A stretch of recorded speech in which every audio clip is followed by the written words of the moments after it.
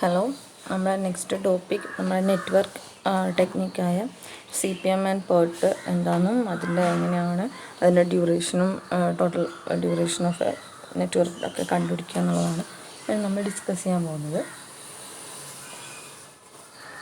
അപ്പോൾ ഫസ്റ്റ് നമുക്ക് PERT എന്താണെന്ന് നോക്കാം. PERTൻ്റെ ഓൾറെഡി അതിൻ്റെ ഫുൾ ഫോം പറഞ്ഞിട്ടുണ്ട്. PERT എന്ന് പറയുന്നത് program evaluation and review technique എന്നാണ് PERTൻ്റെ meaning. Program evaluation and review technique. PERT എന്ന് പറയുന്നത് പിന്നെ നിങ്ങൾ ശ്രദ്ധിക്കേണ്ട കാര്യം എന്ന് പറയുന്നത് PERT എന്ന് പറയുന്നത് ഒരു ആക്ടിവിറ്റി ഓറിയൻറ്റഡ് ആണോ അല്ലെങ്കിൽ ഇവൻ്റ് ഓറിയൻറ്റഡ് നെറ്റ്വർക്ക് ഡയഗ്രം ആണോ എന്നാണ് നമ്മൾ അടുത്ത നോക്കാൻ പോകുന്നത്. ഓക്കെ, അപ്പോൾ PERT എന്ന് പറയുന്നത് ഒരു ഇവൻ്റ് ഓറിയൻറ്റഡ് നെറ്റ്വർക്ക് ടെക്നിക്കാണ്. അത് എപ്പോഴും ഓർമ്മിച്ച് വെക്കേണ്ടതാണ്. PERT എന്ന് പറയുന്നത് ഇവൻ്റ് ഓറിയൻറ്റഡ് ആണ്. ഇവൻ്റാണ് അതിൽ മെയിനായിട്ട് നമ്മൾ കൺസിഡർ ചെയ്യുന്നത്. ഓക്കെ, ഇവൻ്റ് ഓറിയൻറ്റഡ് നെറ്റ്വർക്ക് ഡയഗ്രമാണ് PERT. അത് ഓർമ്മിക്കാനുള്ള ഒരു എളുപ്പ വഴി എന്ന് പറയുന്നത് PERTൻ്റെ അകത്ത് എന്ന് പറയുന്ന ലെറ്റർ ഉണ്ട്. സോ അതൊരു ഇവൻ്റ് ഓറിയൻറ്റഡ് ആണ്. ഓക്കെ, CPM ആണെങ്കിൽ ക്രിട്ടിക്കൽ പാത്ത് മെത്തേഡ് ആണെങ്കിൽ അപ്പോൾ ഇതൊരു ആക്ടിവിറ്റി ഓറിയൻറ്റഡ് ആണ്. CPM എന്ന് പറയുന്നത് ആക്ടിവിറ്റി ഓറിയൻറ്റഡ് ആണ്. PERT എന്ന് പറയുന്നത് ഇവൻ്റ് ഓറിയൻറ്റഡ് ആണ്. ഓക്കെ, PERTൽ ഉണ്ട്. So that's an event oriented network technique. Programme evaluation and review technique എന്നാണ് അതിൻ്റെ ഫുൾ ഫോം എന്ന് പറയുന്നത്.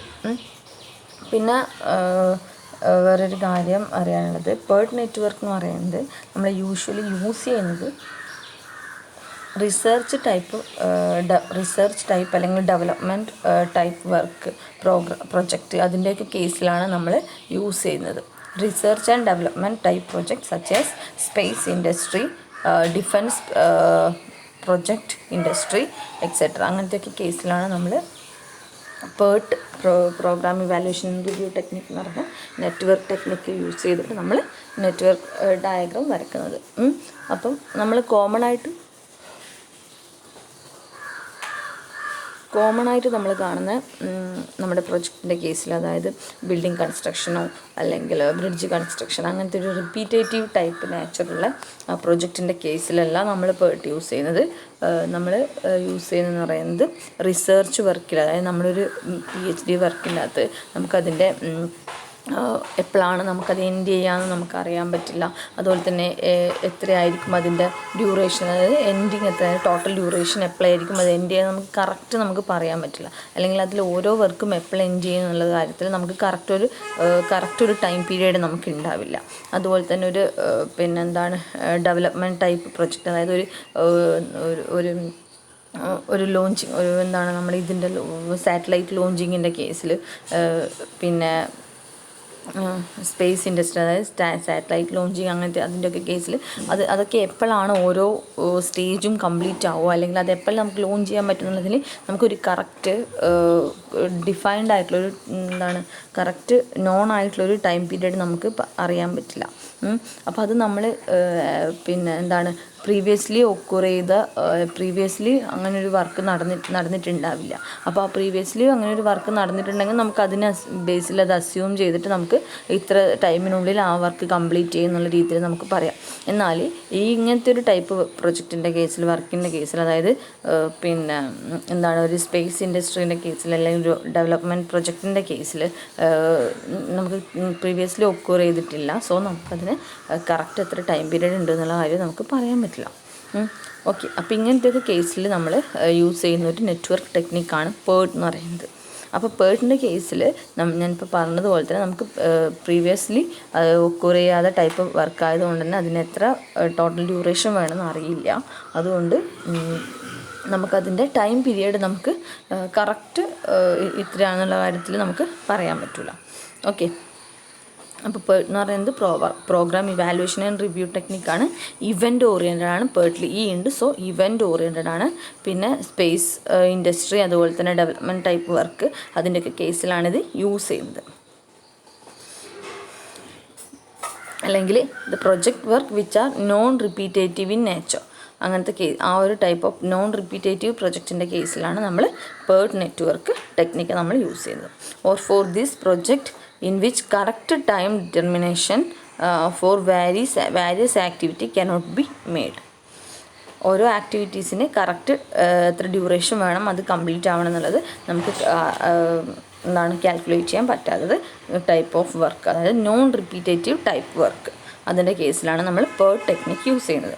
PERT application is favorable in project where much of their design and construction or project production require new development in industrial and technology.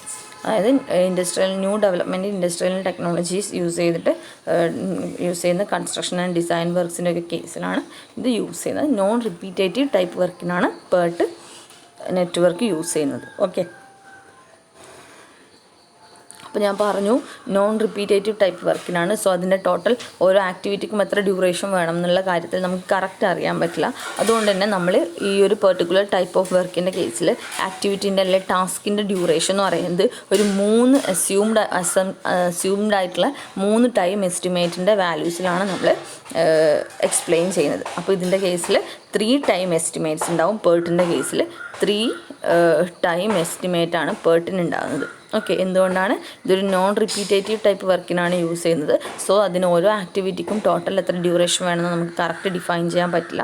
So ഇതിൻ്റെ 3 time എസ്റ്റിമേറ്റിനെ base ചെയ്തിട്ടാണ് ഇതിൻ്റെ ഒരു ആക്ടിവിറ്റിൻ്റെ duration പറയുന്നത്. എന്നിട്ട് അതിനകത്ത് നിന്ന് നമ്മളതിൻ്റെ ഒരു ഇക്വേഷൻ യൂസ് ചെയ്തിട്ട് അതിൻ്റെ ടോട്ടൽ എസ്റ്റിമേറ്റഡ് ടൈം കണ്ടുപിടിച്ചിട്ടാണ് ആ ആക്ടിവിറ്റീൻ്റെ എത്ര ഡ്യൂറേഷൻ വേണമെന്ന് നമ്മളുള്ള ടൈം നമ്മൾ കണ്ടുപിടിക്കുന്നത്.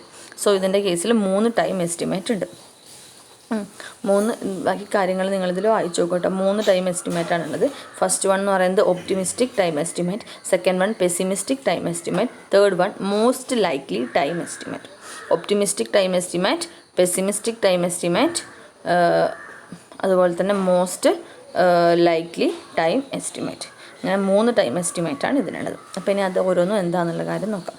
Okay, first one optimistic time estimate. Optimistic time estimate എന്ന് വെച്ചാൽ അതിൻ്റെ optimum time. It is the shortest possible time in which an activity can be completed under ideal condition. അതാണ് ശ്രദ്ധിക്കേണ്ടത്. Shortest possible time in which an activity can be completed under an ideal condition. Ideal condition, ഒരു ideal കണ്ടീഷനിൽ ഒരു activity complete ചെയ്യാൻ ആവശ്യമായ ഏറ്റവും shortest ആയിട്ടുള്ള ടൈമാണ് അതിൻ്റെ ഒപ്റ്റിമിസ്റ്റിക് ടൈം എസ്റ്റിമേറ്റ് എന്ന് പറയുന്നത്.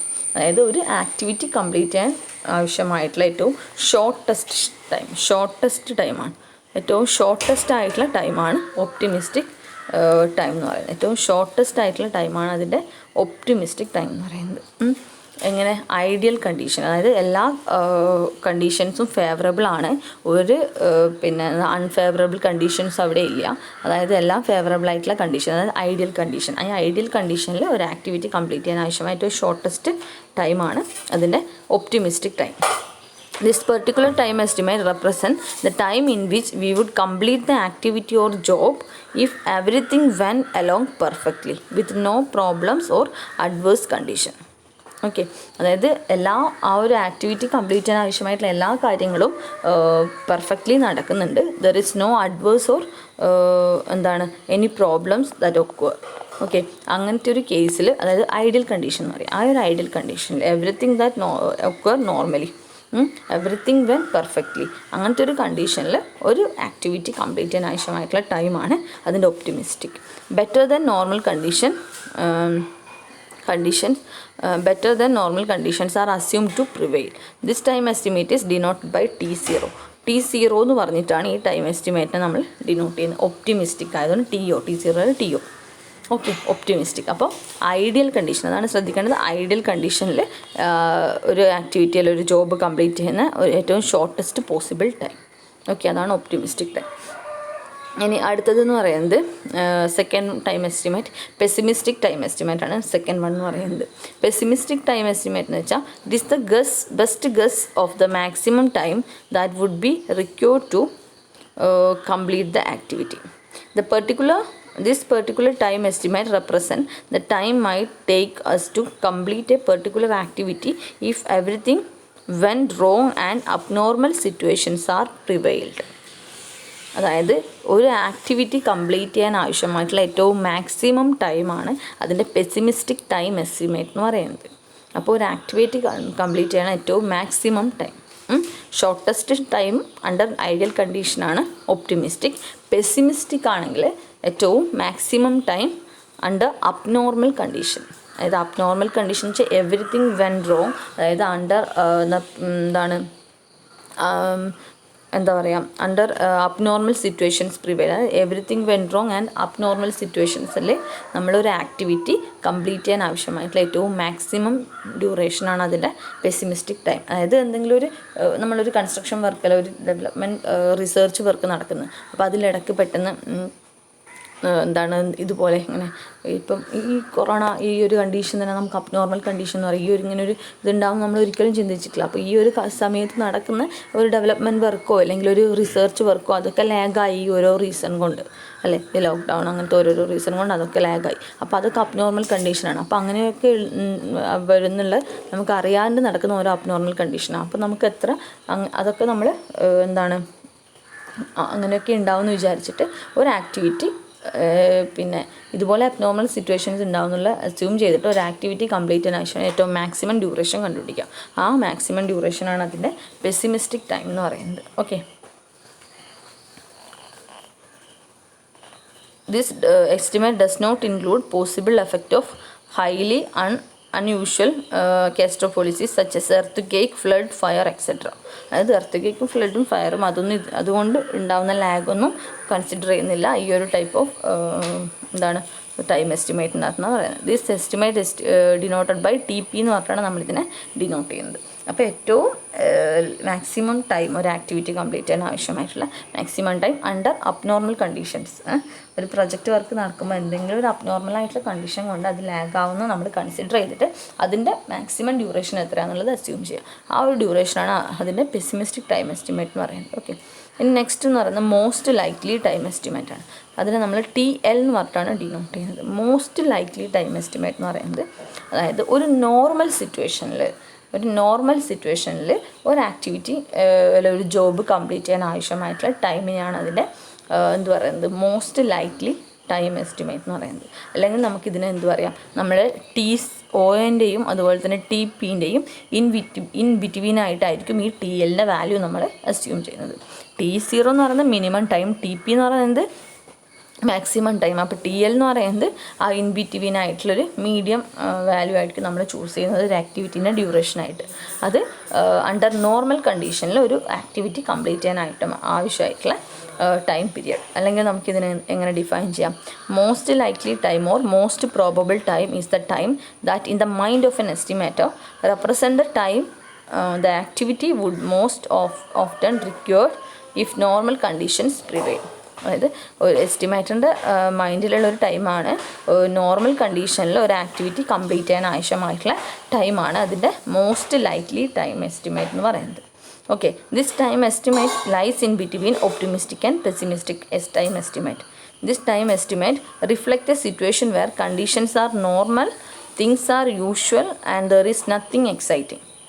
ഓക്കെ, അതായത് എല്ലാ കണ്ടീഷൻസും നോർമലാണ്, എല്ലാ കാര്യങ്ങളും യൂഷ്വലി ആണ് നടക്കുന്നത്. അതായത് എന്തെങ്കിലും ഒരു അൺയൂഷ്വൽ ഒക്കറൻസ് ഒന്നും നടന്നിട്ടില്ല, അല്ലെങ്കിൽ എന്താണ് ഐഡിയൽ കണ്ടീഷനല്ല, അല്ലെങ്കിൽ ഒരു അൺയൂഷ്വൽ ഒക്കറൻസ് ഒന്നും നടന്നിട്ടില്ല. അങ്ങനെ എല്ലാ കാര്യങ്ങളും നോർമൽ ആൻഡ് യൂഷ്വലി ആണ്, ഓക്കെ ആയിട്ടാണ് പോകുന്നത്. അങ്ങനെയാണെങ്കിൽ ഒരു ആക്ടിവിറ്റി കംപ്ലീറ്റ് ചെയ്യാൻ ആവശ്യമായിട്ടുള്ള ടൈം പീരീഡ് എത്രയാണ്, അതാണ് അതിൻ്റെ മോസ്റ്റ് ലൈക്ലി ടൈം എസ്റ്റിമേറ്റ് എന്ന് പറയുന്നത്. ഓക്കെ, അപ്പോൾ ഇതാണ് ഒരു PERT നെറ്റ്വർക്കിൻ്റെ കേസിലെ 3 time estimate. First one optimistic, shortest possible time under ideal condition. Second one is A pessimistic, maximum time estimate under abnormal condition. And third one is A most likely time. It is the time estimate in between TOO and TP under normal കണ്ടീഷനിൽ എത്രയാണ് ഒരു activity complete ചെയ്യാൻ ആവശ്യമായിട്ടുള്ള time. Okay, ഇനി നമ്മൾ ഈ 3 time എസ്റ്റിമേറ്റിനെ base ചെയ്തിട്ട് നമുക്കതിൻ്റെ ഒരു ആക്ടിവിറ്റീൻ്റെ ആവറേജ് ടൈം അല്ലെങ്കിൽ അതിൻ്റെ എക്സ്പെക്റ്റഡ് മീൻ ടൈം എത്രയാണെന്ന് കണ്ടുപിടിക്കണം. ആ ഒരു എക്സ്പെക്റ്റഡ് മീൻ ടൈം അല്ലെങ്കിൽ ആവറേജ് ടൈം ബേസ് ചെയ്തിട്ടാണ് നമ്മൾ എന്ത് ചെയ്യുന്നത്, ആ ഒരു പ്രൊജക്റ്റിൻ്റെ ടോട്ടൽ ഡ്യൂറേഷൻ കണ്ടുപിടിക്കുന്നത്. ഓക്കെ, അപ്പോൾ അങ്ങനെ ഒരു എക്സ്പെക്റ്റഡ് ടൈം അല്ലെങ്കിൽ ആവറേജ് മീൻ ടൈം, എക്സ്പെക്റ്റഡ് മീൻ ടൈം അല്ലെങ്കിൽ ആവറേജ് ടൈം നമ്മൾ റെപ്രസെൻ്റ് ചെയ്യുന്നതാണ് TE, സ്മോൾ ലെറ്റർ TE എന്ന് പറഞ്ഞിട്ടാണ്, small T capital E TE എന്ന് പറഞ്ഞിട്ടാണ് റെപ്രസെൻ്റ് ചെയ്യുന്നത്. അപ്പോൾ TEൻ്റെ ഇക്വേഷൻ എന്ന് പറയുന്നത് TO + 4TL + TP divided by 6. ഇതാണ് നമ്മളെ TEൻ്റെ ഇക്വേഷൻ എന്ന് പറയുന്നത്. അതായത് TEൻ്റെ ഇക്വേഷൻ എന്ന് പറയുന്നത് TE is equal to TO plus 4 TP plus TL plus TP divided by 6. അതിവിടെ കൊടുത്തിട്ടുണ്ട്. ടി എന്ന് പറയുന്നത് എക്സ്പെക്റ്റഡ് ആവറേജ് ടൈം അല്ലെങ്കിൽ ആവറേജ് ടൈം അല്ലെങ്കിൽ എക്സ്പെക്റ്റഡ് മീൻ ടൈം എന്നാണ് അതിൻ്റെ meaning. It is the time take most frequently by the activity. ഒരു ആക്ടിവിറ്റീൻ്റെ എന്താണ് ആവറേജ് ടൈം എന്നാണ് പറയുന്നത്. It is weighted arithmetical average and denoted by TE.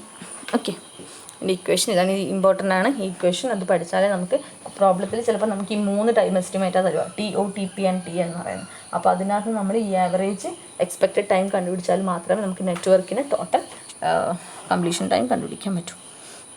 അതിന് അടുത്തത് വേരിയൻസ് ആണ്. വേരിയൻസ് എന്ന് പറഞ്ഞാൽ മ്യൂ വെച്ചിട്ടാണ് റെപ്രസെൻറ്റ് ചെയ്യുന്നത്. അത് കണ്ടുപിടിക്കാനുള്ള ഇക്വേഷൻ ചിലപ്പോൾ ക്വസ്റ്റിന് വേരിയൻസും കൂടി കണ്ടുപിടിക്കാൻ പറയും. അത് കണ്ടുപിടിക്കാനുള്ള ഇക്വേഷൻ എന്ന് പറയുന്നത് TP minus TO divide by 6 whole square. TP minus TO divide by 6 whole square ആണ് വേരിയൻസ് കണ്ടുപിടിക്കാനുള്ള ഇക്വേഷൻ. ഓക്കെ, ഇനി അടുത്തത് ഒരു വേരിയൻസ് ഓഫ് നെറ്റ്വർക്കിൻ്റെ വേരിയൻസ് കണ്ടുപിടിക്കണമെങ്കിൽ അതിൻ്റെ sigma mu along the orientation നെറ്റ്വർക്കിൻ്റെ ഡയഗ്രത്തിൻ്റെ എല്ലാ ആക്ടിവിറ്റീസിൻ്റെയും പിന്നെ മ്യൂവിൻ്റെ സം. ഓക്കെ, അടുത്തത് സ്റ്റാൻഡേർഡ് ഡീവിയേഷൻ സിഗ്മ കണ്ടുപിടിക്കാനുള്ള equation TP minus T0 TO by 6 ആണ്. വേരിയൻസ് ആണെങ്കിൽ TP minus TO by 6 whole square ആണ്. പിന്നെ സ്റ്റാൻഡേർഡ് ഡീവിയേഷൻ ആണെങ്കിൽ TP മൈനസ് TO ബൈ 6. അപ്പോൾ സ്റ്റാൻഡേർഡ് വേരിയൻസ് എന്ന് പറയുന്നത് എന്താണ്? അപ്പോൾ സിഗ്മേൻ്റെ സ്ക്വയർ ആണ്. ഓക്കെ, സ്റ്റാൻഡേർഡ് ഡീവിയേഷൻ്റെ സ്ക്വയർ ആണ് വേരിയൻസ് എന്ന് പറയുന്നത്. അപ്പോൾ ഒരു നെറ്റ്വർക്കിൻ്റെ സ്റ്റാൻഡേർഡ് ഡീവിയേഷൻ കണ്ടുപിടിക്കണമെങ്കിൽ എന്താണ് അതിൻ്റെ നെറ്റ്വർക്കിൻ്റെ അകത്തുള്ള ക്രിട്ടിക്കൽ പാത്ത് ഉണ്ടല്ലോ, ആ ക്രിട്ടിക്കൽ പാത്തിലുള്ള വാരിയൻസിൻ്റെ സമ്മിൻ്റെ സ്ക്വയർ റൂട്ട് എടുത്താൽ മതിയാവും. വേരിയൻസിൻ്റെ സമ്മിൻ്റെ സ്ക്വയർ റൂട്ട്, അതാണ് ഇവിടെ പറഞ്ഞത് square root of sigma mu along critical path. Critical പാത്തിലുള്ള ആക്ടിവിറ്റീസ് ഏതൊക്കെയാണോ അതിൻ്റെ വേരിയൻസ് ആഡ് ചെയ്യുക, അതിൻ്റെ സ്ക്വയർ റൂട്ട് എടുക്കും. അതായിരിക്കും ഒരു നെറ്റ്വർക്കിൻ്റെ സ്റ്റാൻഡേർഡ് ഡീവിയേഷൻ എന്ന് പറയുന്നത്. Okay,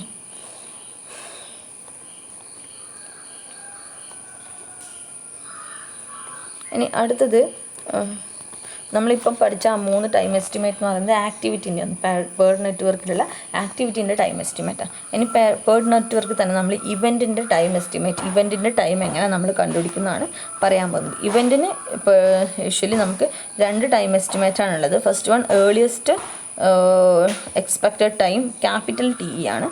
earliest expected time capital TE and latest allowable occurrence time capital TLO. ഇതാണ് ഇവൻറ്റിൻ്റെ ടൈം എസ്റ്റിമേറ്റ്. ഇത് ഇവൻ്റാണ്, നേരത്തെ പഠിച്ചത് ആക്ടിവിറ്റി ആണെന്നുള്ള കാര്യം മറക്കാൻ പാടില്ല. ഓക്കെ, അപ്പോൾ ഇവൻറ്റിൻ്റെ ടൈം എസ്റ്റിമേറ്റ് എന്ന് പറയുമ്പോൾ TE ആൻഡ് TL ആണ്. TE എന്ന് പറയുന്നത് ഏർലിയസ്റ്റ് എക്സ്പെക്റ്റഡ് ടൈമും TL എന്ന് പറയുന്നത് latest allowable occurrence time. TE earliest expected time and TL latest allowable occurrence time. Okay,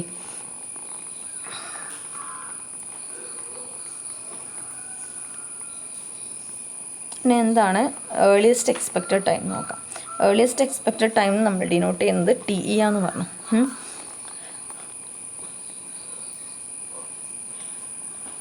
The earliest expected time is the time when an event can be expected to occur. ഇവൻറ്റിൻ്റെ time estimate ആണ്. ഒരു event ഒക്കുറ് ചെയ്യാൻ നമ്മൾ expect ചെയ്യുന്ന ടൈമാണ് അതിൻ്റെ ഏർലിയസ്റ്റ്ലി ഒക്കുറ് ചെയ്യാൻ expect ചെയ്യുന്ന ടൈമാണ് അതിൻ്റെ ഏർലിയസ്റ്റ് എക്സ്പെക്റ്റഡ് ടൈം എന്ന് പറയുന്നത്. It is represented by the simple TE and appears above or below the node. ഇതാണ് ഒരു ഇവൻറ്റ് ith ഇവൻ്റ് എങ്കിൽ നമ്മളിതിൻ്റെ മുകളിലാണ് യൂഷ്വലി നമ്മളതിൻ്റെ TE വാല്യൂ എത്രയാണെന്ന് മെൻഷൻ ചെയ്യുന്നത്. ആ TE എന്ന് പറയുന്നത് earliest time at which an event is expected to occur. The earliest expected time TE is computed by adding the expected time TE of all activity along the critical activities path. അതായത് TEൻ്റെ value എങ്ങനെ കണ്ടുപിടിക്കുന്നത് വെച്ചാൽ ആ ഒരു ആക്ടിവിറ്റീൻ്റെ TE എന്ന് പറഞ്ഞ ഇവൻ്റാണ്. ഇവൻറ്റിൻ്റെ T എങ്ങനെ കണ്ടുപിടിക്കുന്നത്? ആ ഇവൻ്റിൽ നിന്ന് സ്റ്റാർട്ട് ചെയ്യുന്ന ആക്ടിവിറ്റീൻ്റെ ടി വാല്യൂസ് ഉണ്ടല്ലോ, അതായത് ആവറേജ് എക്സ്പെക്റ്റഡ് ടൈം ഉണ്ടല്ലോ, അത് ആഡ് ചെയ്തിട്ടാണ് കണ്ടുപിടിക്കേണ്ടത്. If more than one activity path leads to that event then the maximum, അതായത് ഈ ഇവൻറ്റിലേക്ക് വരുന്ന T E more than one activities ഉണ്ടെങ്കിൽ, ആ ഒരു ആക്ടിവിറ്റി പാത്തിൽ മോർ ദാൻ വൺ ആക്ടിവിറ്റീസ് ഉണ്ടെങ്കിൽ the maximum of the sum of T E along the various path will give the earliest expected time. അപ്പോൾ ഇങ്ങനെ ഒരു ഇവൻറ്റ്, ഇവിടെ ഒരു ആക്ടിവിറ്റി മാത്രമേ അതിലേക്ക് ലീഡ് ചെയ്യുന്നുള്ളൂ, അതിൻ്റെ ടി ഇ വാല്യൂ അറിയാമെങ്കിൽ നമുക്കിതിൻ്റെ ടി വാല്യൂ കണ്ടുപിടിക്കാൻ പറ്റും ഈ ഇവൻറ്റിൻ്റെ. ഇനി more than one activities path ഉണ്ടെങ്കിൽ എന്താണ്, ആ ഒരു ആക്ടിവിറ്റി പാത്തിൻ്റെ എല്ലാത്തിൻ്റെയും ക്യാപിറ്റൽ ടി വാല്യൂ കണ്ടുപിടിക്കുക. ദെൻ അതിൽ മാക്സിമം വാല്യൂ ആയിരിക്കും ഈ ഒരു പെർട്ടിക്കുലർ ഇവൻറ്റിൻ്റെ എക്സ്പെക്റ്റഡ് ടൈം എന്ന് പറയുന്നത്. ഓക്കെ, ഇനി ആ ഒരു ഫോർമുലേഷൻ ഒരു എക്സ്പ്രഷൻ പോലെ നമുക്ക് പറയാം. ഒരു ആക്ടിവിറ്റി നെറ്റ്വർക്ക് ഡയഗ്രാം കൊടുത്തിട്ടുണ്ട്. ഓക്കെ, ഒരു നെറ്റ്വർക്ക് ഡയഗ്രാം ഇവിടെ കൊടുത്തിട്ടുണ്ട്. അതിനകത്ത് ith എലിമെൻറ്റ് ഐ ആൻഡ് ഇത് jth എലിമെൻറ്റ്. ith എലിമെൻറ്റിൻ്റെ T value T E I എന്ന് പറഞ്ഞിട്ട് ഇവിടെ റെപ്രസെൻ്റ് ചെയ്തിട്ടുണ്ട്, അതായത് T E I. Okay, jth element ആണെങ്കിൽ ടി ഇ ജെ എന്ന് പറഞ്ഞിട്ടും റെപ്രസെൻ്റ് ചെയ്തിട്ടുണ്ട്. ഓക്കെ, അപ്പം അങ്ങനെയാണെങ്കിൽ നമുക്ക് കണ്ടുപിടിക്കാൻ പറ്റുന്നത് ഒരു സക്സസർ ഇവൻറ്റിൻ്റെ, അതായത് jth എലിമെൻറ്റിൻ്റെ ടി ഇ വാല്യൂ ആണ്, അതിൻ്റെ പ്രെഡിസസർ ഇവൻറ്റിൻ്റെ ടി ഇ വാല്യൂൻ്റെ അകത്ത് അത് കണ്ടുപിടിക്കാനുള്ള ഇക്വേഷൻ എന്ന് പറയുന്നത് ഇതാണ്. അതായത് ഇങ്ങനെ T E of successor event is equal to T E of predecessor event plus T E of the activity. അതായത് സക്സസർ ഇവൻ്റ് ആണ്, സക്സസർ എന്ന് വെച്ചാൽ ജെ ആണ്. അപ്പോൾ ടി ഇ ജെ എന്ന് പറയുന്നത് that is equal to T E I plus T E, ഈ ആക്ടിവിറ്റീൻ്റെ ടി ഇ ആണ്. Okay, T E I J activity, T E I J and I J എന്ന് പറയുന്ന ആക്ടിവിറ്റീൻ്റെ ടി ഇ വാല്യൂ, അതാണ് T E ജെൻ്റെ ഇക്വേഷൻ എന്ന് പറയുന്നത്. അതായത് സക്സസർ ഇവൻ്റ് എന്ന് പറയുമ്പോൾ T E J, I J എന്ന് പറയുമ്പോൾ ഐ ജെ ആണ് സക്സസർ ഇവൻ്റ് വരും അല്ലേ, ഐ ജെ എന്ന് പറയുന്ന ആക്ടിവിറ്റി നെറ്റ്വർക്ക് ഡയഗ്രാം ആണെങ്കിൽ. അപ്പോൾ ടി ഇ ജെ എന്ന് പറയുന്നത് എന്താണ്, T E I plus expected time T E I J. ഇതാണ് ടി ഇ ജെ കണ്ടുപിടിക്കാനുള്ള ഇക്വേഷൻ, ഒരു സക്സസർ ഇവൻറ്റിൻ്റെ എക്സ്പെക്റ്റഡ് ഡ്യൂറേഷൻ കണ്ടുപിടിക്കാനുള്ള ഇക്വേഷൻ എന്ന് പറയുന്നത്. ഇതിൻ്റെ അകത്ത് ഈ ഒരു ഡയഗ്രാം നോക്കുക, സെക്കൻഡ് ഡയഗ്രാം. ഇതിലെന്താണ്, ഈ ഒരു ജെ എന്ന് പറയുന്ന ഇവൻറ്റിലേക്ക് more than one activity path ഉണ്ട്. അത് ഇതൊരു പാത്താണ്, അങ്ങനെ 3 ആക്ടിവിറ്റീസ് ഉണ്ട്. ഇങ്ങനെ വരുന്ന കേസിൽ നമ്മൾ എങ്ങനെയാണ് ആ ടി ഇ ജെൻ്റെ activity time T E J എന്ന് പറയുന്ന ടൈം കണ്ടുപിടിക്കുന്നത്? എങ്ങനെയായിരിക്കും? T E J equal to T E I plus T I J maximum. അപ്പോൾ ടി ഇ ജെ എന്ന് പറയുന്നത് എന്താണ് കണ്ടുപിടിക്കുന്നത്? ഈ ഒരു ഇക്വേഷൻ്റെ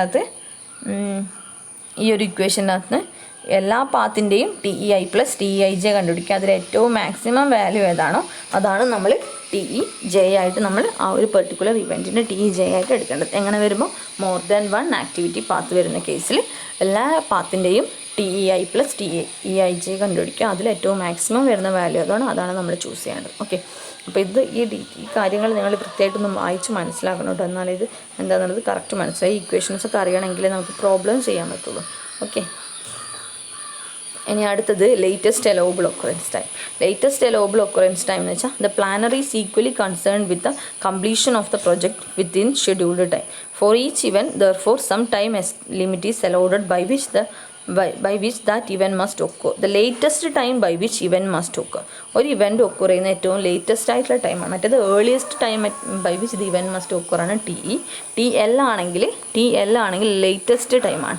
latest time by which the event must occur to keep the project on schedule. ആ പ്രൊജക്റ്റിന് ടോട്ടൽ ഡ്യൂറേഷൻ ചേഞ്ച് ചെയ്യാതെ ആ ഒരു പെർട്ടിക്കുലർ ഇവൻറ്റിൻ്റെ ഏറ്റവും ലേറ്റസ്റ്റ് ആയിട്ട് ഒക്കുർ ചെയ്യാൻ ആവശ്യമായിട്ടുള്ള ടൈമാണ് അതിൻ്റെ ലേറ്റസ്റ്റ് അലൗബിൾ ഒക്കുറൻസ് ടൈം എന്ന് പറയുന്നത്. അതിനെ നമ്മൾ ടി എൽ വെച്ചിട്ടാണ് നമ്മളതിനെ റെപ്രസെൻ്റ് ചെയ്യുന്നത്. ഇനി ആ ടി എല്ലിൻ്റെ വാല്യൂ എങ്ങനെ കണ്ടുപിടിക്കും നമുക്ക് നോക്കാം. ഓക്കെ, ടി എല്ലിൻ്റെ വാല്യൂ കണ്ടുപിടിക്കാനുള്ള ഫോർമുലേഷൻ ഓഫ് ടി എൽ ആണ് ഇവിടെ കാണിച്ചിട്ടുള്ളത്. നേരത്തെ ആ സെയിം നെറ്റ്വർക്ക് ഡയഗ്രാം തന്നെ. അപ്പോൾ ടി എൽ കണ്ടുപിടിക്കാനുള്ള ഇക്വേഷൻ എന്ന് പറയുന്നത് എന്താണ്? ടി എൽ കണ്ടുപിടിക്കാനുള്ള ഇക്വേഷൻ എന്ന് പറയുന്നത് ടി എൽ ഓഫ് നമ്മൾ ചെയ്യാൻ വേണ്ടിയിട്ട് നമ്മൾ ടി കണ്ടുപിടിക്കാൻ വേണ്ടിയിട്ട് നമ്മൾ ഫോർവേഡ് പാസ് ഈ ഒരു ഡയറക്ഷനിലാണ് നമ്മൾ മൂവ് ചെയ്തെങ്കിൽ ടി എൽ കണ്ടുപിടിക്കാൻ ഓപ്പോസിറ്റ് ഡയറക്ഷനിൽ ബാക്ക്വേർഡ് പാസ്സാണ് ബാക്ക്വേർഡ് പാസ്സാണ് നമ്മൾ ചെയ്യേണ്ടത്. ഓക്കെ, അപ്പം ടി എൽ കണ്ടുപിടിക്കാൻ വേണ്ടിയിട്ട് നമ്മൾ ഏറ്റവും ലാസ്റ്റത്തെ ഇവൻ്റ് നിന്നാണ് സ്റ്റാർട്ട് ചെയ്യുക. ടി ഇ ആണെങ്കിൽ ഫസ്റ്റത്തെ ഇവൻ്റിൽ നിന്ന് ലാസ്റ്റിലേക്ക് പോകും, ടി എൽ ആണെങ്കിൽ ലാസ്റ്റത്തെ ഇവൻ്റിൽ നിന്ന് ഫസ്റ്റിലേക്ക് വരും. അതായത് റൈറ്റ് ടു ലെഫ്റ്റ് ആണ് നമ്മൾ പോവുക ടി എൽ. അപ്പോൾ ടി എൽ ഓഫ് നമുക്ക് കിട്ടുന്നത് ഐ ജെ എന്ന് പറയുന്ന ഇവൻ്റ് ആണെങ്കിൽ ഐ പ്രെഡിസസറും ജെ സക്സസറും ആണെങ്കിൽ നമുക്ക് ടി വാല്യൂ നമുക്ക് സക്സസർ ആക്ടിവിറ്റിനാണ് കണ്ടുപിടിക്കുക. അത് ഇവിടെ നിന്ന് ഇങ്ങോട്ടേക്കാണ് ഡയറക്ഷൻ പോകുന്നത്.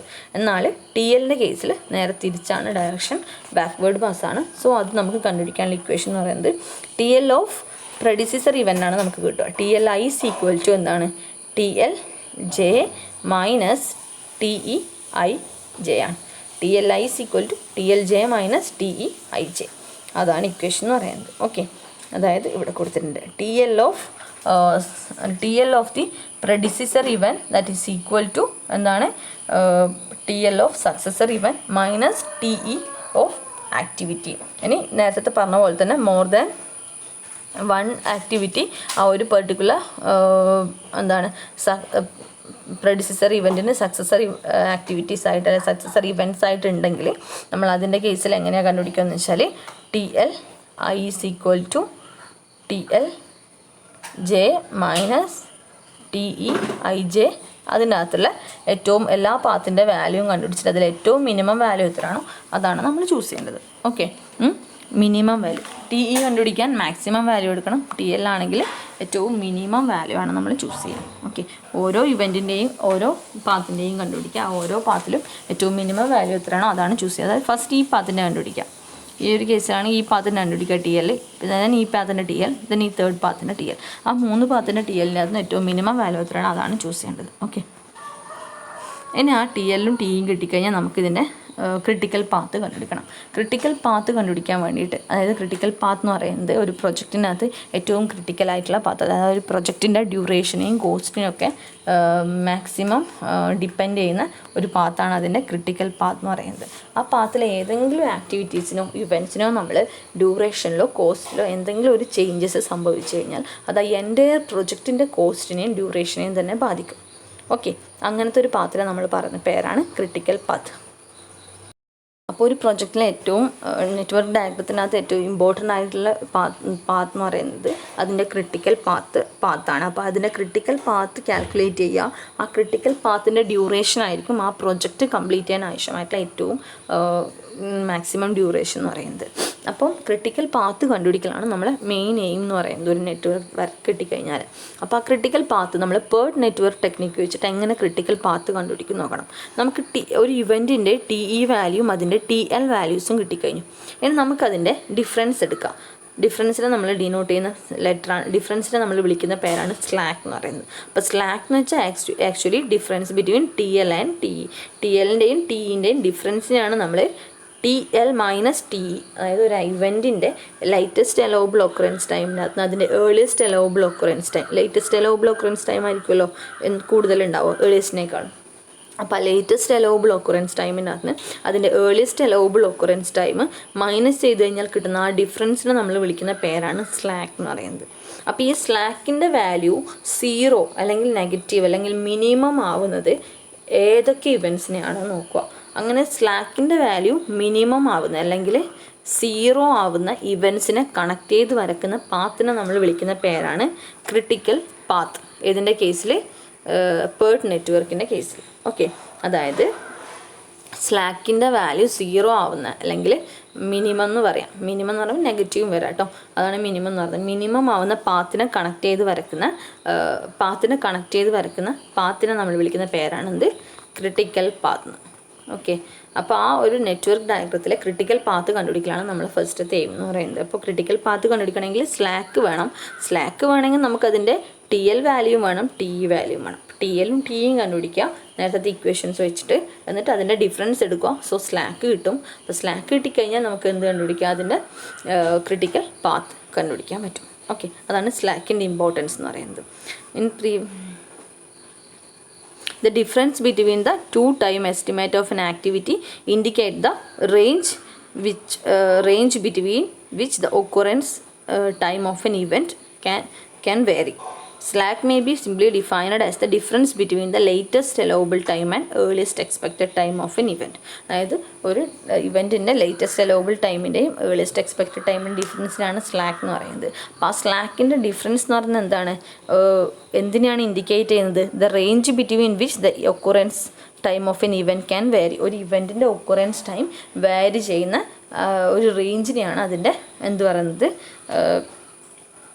ആ ഒരു പെർട്ടിക്കുലർ റേഞ്ചിന് പറയുന്ന പേരാണ് എന്ത്, സ്ലാക്കിന്. അതായത് ഒരു എക്സാമ്പിളായിട്ട് TL വാല്യൂ ഒരു 10ഉം TE വാല്യൂ ഒരു 6ഉം കിട്ടിയെന്ന് വെച്ചോ. അങ്ങനെയാണെങ്കിൽ അതിൻ്റെ സ്ലാക്ക് എന്ന് പറയുന്നതിന് 10 - 6 4 ആയിരിക്കും. 4 ഡേയ്സ് ആയിരിക്കും.